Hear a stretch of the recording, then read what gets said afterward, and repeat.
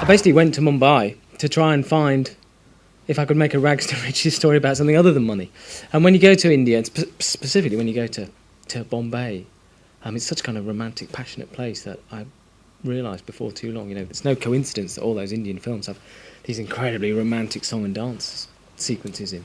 That it had to be filmed about love, really. It had to be a love story. And once I got that, then I had to work my way backwards and kind of construct a whole new series of vignette stories to trace this man's journey to find this woman here. We spent a lot of time in two slums, in Dharavi and Juhu. We shot mostly in the Juhu slum, which is a very small, it's a South Indian slum, a Tamil slum, and it's very hospitable place. And Dev, you owe your participation in the film, I believe, to the fact that Danny's daughter watches Skins, where you have the great honour to play a character called... I owe the world to her, yes, I do.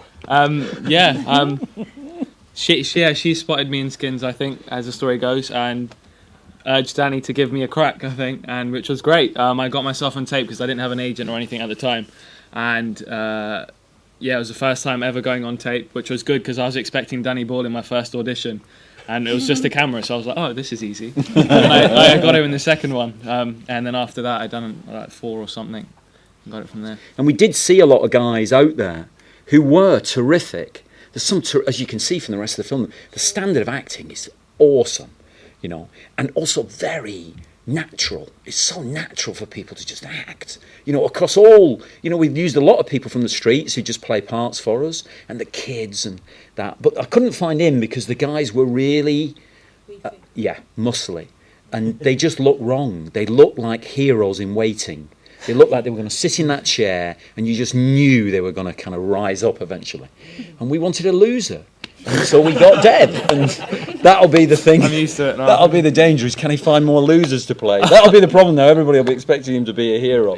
But Frida, you're obviously very keen to be a part of it, but Danny kept you hanging on for a while, didn't he? For 6 months, yeah. Yeah, tell us about that. It was a lovely intern, the casting director of the film, called various agencies back in Bombay, and she said Danny Boyle was coming down to India to shoot a film. So at first it was this complete moment of disbelief because I couldn't imagine Danny Boyle coming down to India making a film on Bombay. Anyway, I went in for the audition, and I auditioned this kitchen scene over and over again. The second audition on it was Danny who was taking my auditions directly, and every time at the end of the audition he'd say, "Fantastic, and I'll see you soon." And I was like, so how long is it going to go on? And it just went on and on and on for 6 months, which was fun because I realized that was my education as such, and I hadn't been to an acting school, no acting experience, and it was an immense amount of risk that Danny was taking. But it was fantastic because I learned so much from him for 6 months, and finally after 6 months I got finalized. Kind of midway through it, we are dubbing the film in Hindi because it's such a special film, so we don't want to keep people out of it. We want everyone to be part of it, so we're definitely dubbing the film in Hindi. And as such, India is an unpredictable country, so we're keeping our fingers crossed.